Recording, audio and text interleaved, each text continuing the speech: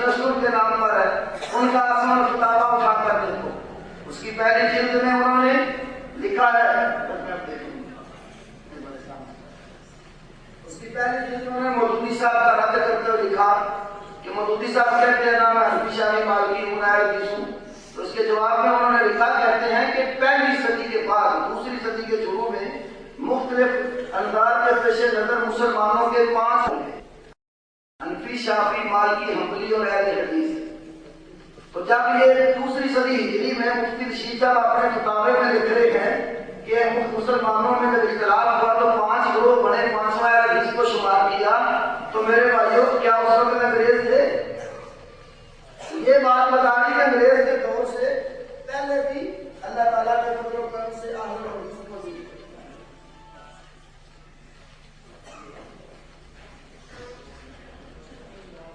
یہ اصول الدین، یہ 426 ہجری میں اس کا مؤلف جو ہے یہ فوت ہوا ہے 429 میں۔ ابو منصور عبدالقاہر بن تمیمی البغدادی، یہ اصول الدین کتاب کا نام ہے، تو اس کتاب کے اندر صفحہ 317 پر بھی اور 256 پر بھی اس نے باقاعدہ اس بات کا ذکر کیا ہے کہ بہت سارے علاقوں میں اللہ تعالیٰ کے فضل و کرم سے اہل حدیث موجود تھے۔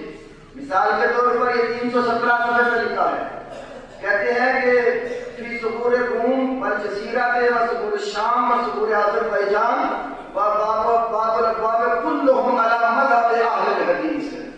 کہتا ہے کہ روم اور اس کے علاقے اور سرحدوں پر اور جزائر میں اور شام کی سرحدوں پر، آذربائیجان کے علاقوں میں، اور یہ ہر طرف کلہم علی مذہب اہل الحدیث، یہ سارے کے سارے اہل حدیث کے مذہب پر تھے۔ اب آپ بتائیں یہ مذہب جو ہے یہ 4تھی صدی ہجری کا، اور اس وقت کا تذکرہ کرتے ہوئے کہہ رہا ہے کہ روم، آذربائیجان اور تمام سرحدوں پر ہر طرف جتنے لوگ تھے وہ سارے اہل حدیث تھے۔ اور اسی طرح بریلویوں کی ایک کتاب چھپی ہے ان کی اصول فقہ پر، الاصول، یہ کرم شاہ گھرے والے کا شاگرد ہے، اس نے لکھی اور زیادہ قرآن والوں نے شائع کی۔ اس نے اصول فقہ کی توحید باندھتے ہوئے لکھا کہ مدینہ کے اندر سب سے پہلا مدرسہ اہل الحدیث کا تھا، جو سعید بن مسیب تابعی کی زیر نگرانی چلتا تھا۔ سعید بن مسیب وہ ہے جن کو کئی صحابہ کی ملاقات کا شرف حاصل تھا، تو سعید بن مسیب علیہ الرحمن جو کئی صحابہ کی ملاقات کا شرف رکھتے تھے، ان کے وقت میں یعنی صحابہ کا بھی دور تھا، تابعین کا دور بھی تھا، تو اہل حدیث کا مدرسہ مدینہ پاک کے اندر موجود تھا۔ تو کیا اس وقت بھی انگریز تھے؟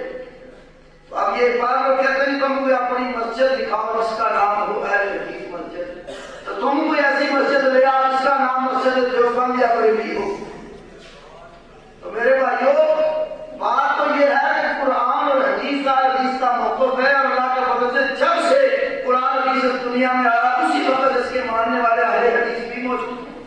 اس کے حوالے بہت سارے ہیں، چاہے آپ کے سامنے عرض کیے کیونکہ اور بھی سوالات ہیں۔ اب کہتے ہیں جی مکہ مدینہ والے امام احمد کے مقلد ہیں، یہ بات بالکل جھوٹ ہے، کیونکہ عرب علماء کے فتاوے جو سعودی عرب کے باقاعدہ گورنمنٹ کی طرف سے شائع ہوتے ہیں، جس وقت شیخ ابن باز رحمۃ اللہ علیہ زندہ تھے تو ان کی قیادت میں علماء کی کمیٹی فتاوے دیتی تھی۔ اب ان کے بعد بھی جتنے علماء کی کمیٹی موجودہ ان کے فتاوے باقاعدہ ریاض سے سوائی مجلہ شائع ہوتا ہے، ان کا مکتب الدعوہ والارشاد اور ریاض والوں کی طرف سے پورا ایک شمارہ ہمارے پاس اس کا موجود ہے، جس میں انہوں نے اپنا موقف لکھا ہے۔ وہ کہتے ہیں جب بھی کوئی مسئلہ آتا ہے تو ہم اس کو قرآن اور حدیث سے دیتے ہیں، تو وہ امام احمد بن حنبل کے مقلد نہیں ہیں، جتنے ان کے اکابر علماء ہیں وہ فتویٰ دیتے ہیں تو کتاب و سنت کی نصوص کو سامنے رکھتے ہیں۔ حنفیوں کی طرح یہ نہیں ہے کہ وہ فتویٰ آ جائے تو اس کو فقہ حنفی کی کتابوں سے پیش کرنا۔ میں اس کی ایک مثال عرض کرتا ہوں، سلوی صاحب نے جب مجھے یہاں سے بھیجا تھا اس وقت ابھی ہم پوری طرح حدیث نہیں تھے، جب وصیت کا اچھا خاصا اثر تھا۔ فطر کی نماز ہم لوگ پڑھتے تھے کہ 2 رکعت فطر پڑھ کر تیار بیٹھ جانا، عبدو و رسول تک پڑھ کر پھر اٹھ کے کھڑے ہونا تیسری رکعت کو، اور تیسری رکعت میں پھر جب فاتحہ کے بعد اور سورت پڑھ لینی تو اللہ اکبر کہہ کر ہاتھ اٹھا کر پھر مان کے قنوت پڑھنی۔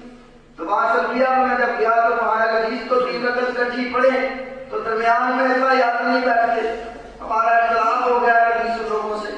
میرے ساتھ ایک اور طالب علم تھا اور اس کا نام تھا قصور 15 چک کا رہنے والا, وہ بھی انبی تھا.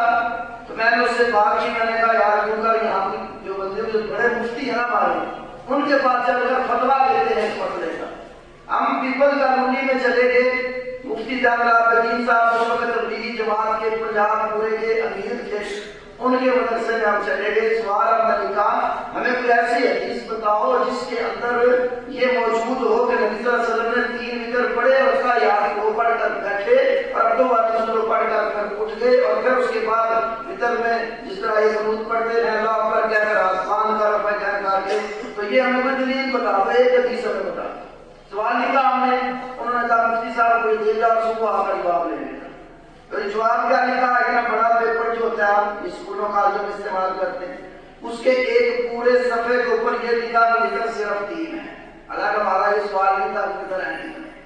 دوسرے صفحے پر جا کر جو ہمارا اصل سوال تھا اس کا جواب دے کر لکھا فتاوی شامی میں علامہ شامی نے لکھا ہے کہ 2 رکعت پڑھ کر وہاں تشہد بیٹھنا اور پھر اٹھ کر کھڑے ہونا ہے. تو حدیث ایک نہیں لکھی. تو طریقہ ان کا اصل میں کچھ اور ہے نا, اس لیے جب یہ لوگ جو دیکھتے ہیں اپنے علماء کے اقوال پر فتوا دیتے ہیں اور سعودی عربیہ کا علماء جتنے ہیں وہ کتاب اور سنت کی نصوص کو سامنے رکھ کر فتوا دیتے ہیں. حالانکہ جو مقلد ہوتا ہے وہ اپنے امام کے قول پر فتوا دیتا ہے, اس کو باہر نکل کر قرآن بھی دیکھنے کی ضرورت نہیں ہوتی. اسی لیے مفتی رشید صاحب نے اپنی کتاب بخاری کی شرح میں لکھی ارشاد القاری میں انہوں نے لکھا ایک سوال کے جواب میں کہ سائل نے سوال پوچھا کہ قرآن اور حدیث کے منہ سے جواب نہیں کر کہتے ہیں یاد رکھو اصل مسئلہ یہ ہے کہ رجوع الی الحدیث وظیفہ مقلد نہیں ہے. یعنی حدیث کی طرف رجوع کرنا مقلد کا کام نہیں. مقلد کے لیے دلیل کیا ہے؟ جس طرح مسلم وصدوق کی کتاب میں ہے کہ مقلد کے لیے دلیل تو عمل مقلد و مستند و قول و مجتہد ہے. مقلد کے لیے دلیل اس کے امام کا قول ہوتا ہے. اسی طرح توضیح التنویر اصول فقہ کی کتاب ہے, اس میں لکھا عمل مقلد و فیقول هذا الحكم واقع عندي لانه الله اليه راجع حنیفہ. مقلد کے لیے یہ مسئلہ میرے نزدیک اس لیے اس طرح ہے کہ امام صاحب کی رائے جو ہے وہ اس مسئلے کے مطابق میرے تک پہنچی ہے, وہ رائے کا پابند ہے. اسی لیے مولوی محمود حسن نے اپنی کتاب ایزار الدیدہ میں لکھا ہے, کہتا ہے ہمارے خلاف قول امام کے سوا کسی اور چیز کے ساتھ حجت پیش کرنا بعید از عقل ہے. ایک میرے بھائی نے ہمارے خلاف دلیل دینی ہے امام کا قول پیش کرو, امام کے قول کے خلاف سوا کوئی اور دلیل پیش کرو یہ عقل کے خلاف ہے. اس لیے جب ہم مقلد ہیں تو دلیل ہمارے امام کا قول ہے. اگر وہ اس طرح کے مقلد ہوتے جیسے تم ظاہر کرتے ہو تو پھر وہ امام احمد کے قول پر فتوا دیتے, حدیث اور سنن کی طرف نہ آتے. جب کوئی کام اس کے خلاف انگوٹھی بائیں ہاتھ پر پہنی جا سکتی ہے. نبی صلی اللہ علیہ وسلم کی جو زیادہ سنن حدیث ہیں وہ دائیں ہاتھ کے لیے ہیں, کیونکہ آپ صلی اللہ علیہ وسلم کی انگوٹھی کے اوپر جو ہے محمد رسول اللہ لکھا ہوتا تھا, بائیں ہاتھ کے ساتھ قضائے حاجت کی جاتی ہے. اس لیے دائیں ہاتھ کے اوپر جو ہے وہ انگوٹھی پہننا اس کے اوپر زیادہ صحیح روایات ہے, تو دائیں پر پہننا ہے. کیا لڑکیاں بالوں میں 2 چٹیاں کر سکتی ہیں؟ 2 کریں 10 کریں, اس کی شریعت میں کوئی ممانعت نہیں ہے. صحابیات جو تھی وہ اپنے بالوں کی مہندیاں کرتی تھی.